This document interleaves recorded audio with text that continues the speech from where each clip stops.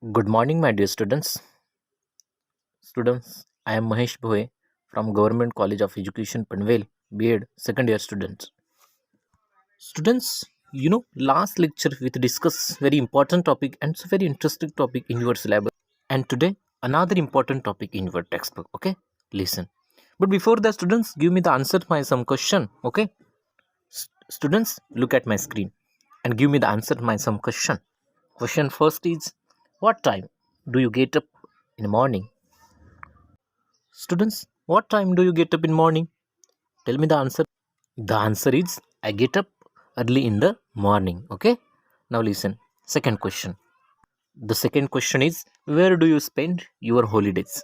Where do you spend your holidays? Where? The answer is I spend my holidays in home.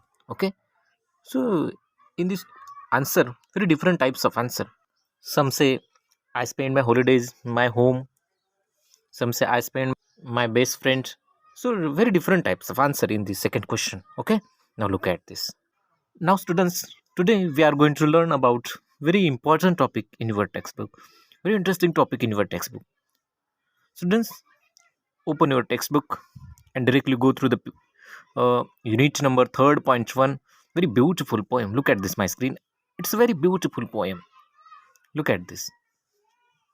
तर विद्यार्थी मित्रांनो, आज आपण आपल्या इंग्रजीच्या पुस्तकातील घटक क्रमांक 3 मधली पहिली पोयम, घटक क्रमांक 3.1 मधली पहिली पोयम आज आपण अभ्यासणार आहोत. पोयमचं नाव आहे कोरमंडल फिशर्स. परंतु त्या अगोदर ही जी पोयम ज्यांनी लिहिली आहे त्यांच्याबद्दल आपण थोडक्यात आढावा घेऊ. Okay. The poets name is Sarojini Naidu. Students, look at this. Sarojini Naidu he was a famous poet in Indian era. He was a famous poet in Indian culture, okay, and Indian literature, okay. Students, Sarojini Naidu's period is 1879 to 1949. So, students, look at this. He was a great Indian political activist and poet. Students, I was already talking about. He was a famous poet. He was a great poet in Indian literature. And then a women's prominence of civil rights and women emancipation and anti-realistic ideas. Students, she was an important figure in India's struggle for independence from colonial rules. तर विद्यार्थी मित्रांनो, ह्या सरोजिनी नायडू यांनी आपल्या भारताच्या स्वातंत्र्य लढ्यासाठी एक अतिशय चांगलंसं योगदान दिलं होतं. चांगलीशी स्ट्रगल केली होती आपल्या भारत स्वातंत्र्यासाठी. त्यांनी खूप सारे लिखाण केले होते. त्यामध्ये एक कलेक्शन ऑफ पोएम आहे. त्याचं नाव आहे द बर्ड ऑफ टाईम. हे कलेक्शन 1912 मध्ये त्यांनी पब्लिश केले होते. त्यानंतर द स्कॅप्चर्ड फ्लूट्स हे सुद्धा 1928 मध्ये त्यांचं चांगलं असं बुक पब्लिश झालं होतं. त्यानंतर the feather of the town हे एक पोएट्री कलेक्शन 1961 मध्ये प्रकाशित केलं होतं या सरोजिनी नायडू यांनी. अतिशय एक महत्त्वाचे रोल बनून गेल्या होत्या या स्वातंत्र्य लढ्यासाठी या सरोजिनी नायडू. त्यांचीच ही एक आज सुंदर अशी पोयम द कोरमंडल फिशर्स आपण आज इथे अभ्यासणार आहोत. Look at this students. Very important topic and very interesting topic and a very interesting poem in your syllabus. Students, look at this my screen. I am read the poem. First of all, I am read the poem. We are listen carefully, okay? We are listen carefully. Students, ही poem कवयित्रीने 3 मध्ये लिहिलेली आहे. तर आपण बघूया ही poem. सुरुवातीला मी ही poem stanza bye stanza पद्धतीने रीड करत आहे. तुम्ही काळजीपूर्वक ऐकावे. Rise, brother, rise. The wakening skies pray to the morning light. The wind leads asleep in the arm of the dawn, like a child that has cried all night.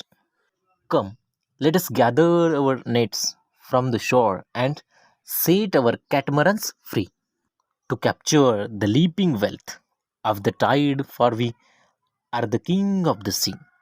Students, look at this second stanza. No longer delay. Let's hasten away in the track of the seagull's call. The sea is your mother and cloud is your brother. The waves, our comrades all. What thou? We toss at the fall of the sun, where the hands of the sea gods drive. Very interesting, students. Now look. He who hold the storm by the hair will hide in the breast our lives. Okay? And sweet are the shade at the coconut glade, and the scent of the mangoes grow. And sweet are the shade at the full of oh the moon, with the sound of the voice we love.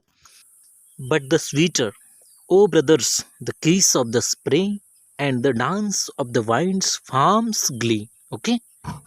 Raw brothers raw to the edge of the verge, where the long sky meets with the sea. Okay, तर बघा विद्यार्थी मित्रांनो, अतिशय सुंदर अशी poem आज आपण अभ्यासणार आहोत.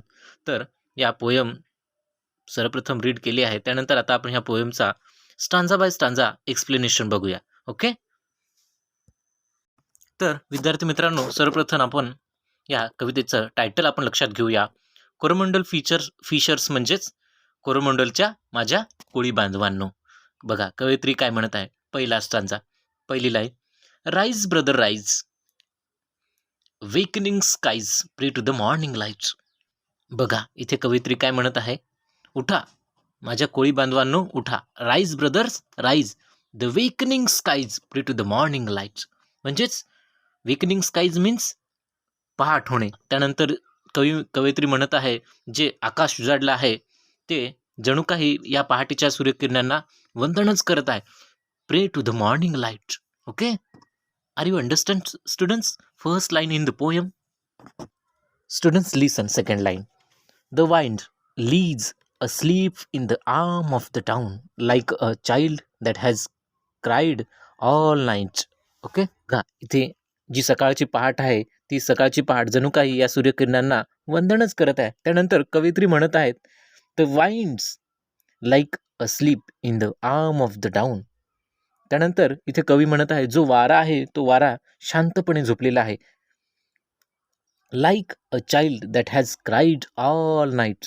ज्याप्रमाणे लहान मुलं असतात ती रात्रभर रडून रडून दंगा करून सकाळच्या वेळेला शांतपणे झोपी गेलेली असतात, त्याप्रमाणे हा जो वारा रात्रभर दंगा करून सकाळच्या वेळेला शांतपणे झोपलेला आहे. Now again poet says, come let us gather our net from the shore and set our catamarans free. Okay students, what is mean by catamarans? Catamarans means boat, एक आपण जहाज म्हणू शकतो.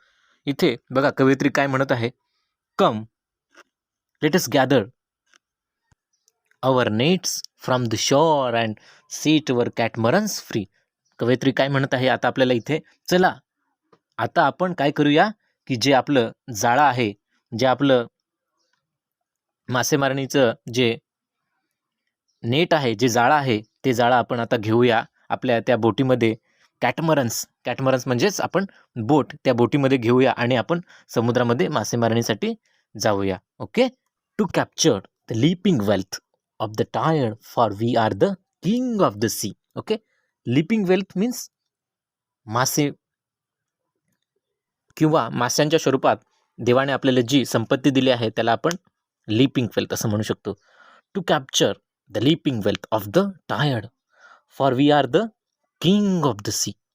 म्हणजेच आपण चला आता आपण हे संपत्ती पकडण्यासाठी समुद्रामध्ये जाऊया. का बरं? तर आपण ह्या समुद्राचे राजे आहोत. त्यामुळे आपल्याला समुद्राने जी दिलेली संपत्ती आहे, जी दिलेली वेल्थ आहे, लिपिंग वेल्थ आहे, ते आता आपण पकडूया, असे या पहिल्या स्टांजामध्ये कवयित्री आपल्याला म्हणत आहे. Okay, are you understand students? First stanza in this poem. Very interesting first stanza in this poem. Now students listen second stanza. No longer delay, let us hasten away in the track of the seagull's call. No longer delay, let's hasten away in the track of the seagull's call. कवयित्री आता आपल्याला काय म्हणत आहे. No longer delay, आपल्याला उशीर करून चालणार नाही आता. तर बघा कवयित्री काय म्हणत आहे की आता आपल्याला उशीर करून चालणार नाही. तो जो सीगल्स नावाचा पक्षी आहे तो पक्षी आपल्याला आता पुकारत आहे, तो आपल्याला आता आवाज देत आहे. म्हणून आपण त्या सीगल पक्षीच्या दिशेने आपण समुद्रामध्ये वाटचाल केली पाहिजे, असं या दुसऱ्या स्टांजाच्या पहिल्या लाईनमध्ये कवयित्री आपल्याला म्हणत आहे. बघा पुढे काय कवयित्री आपल्याला म्हणत आहे. The sea is our mother. हा जो काही समुद्र आहे, तो समुद्र ती आपली एक माता आहे. आपण तो समुद्र आपलं संगोपन करत आहे. ती आपली माता आहे. ते आपलं संगोपन करत आहे.